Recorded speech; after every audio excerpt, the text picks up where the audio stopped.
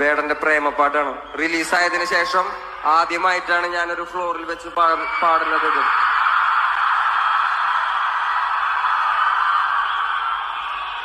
അപ്പൊ ഈ പാട്ട് എഴുതാൻ എന്നെ സഹായിച്ച, അതായത് പ്രേമുണ്ടായാലല്ലേ പ്രേമം എഴുതാൻ പറ്റുള്ളൂ.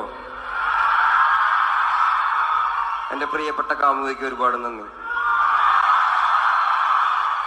ഹേമന്ത്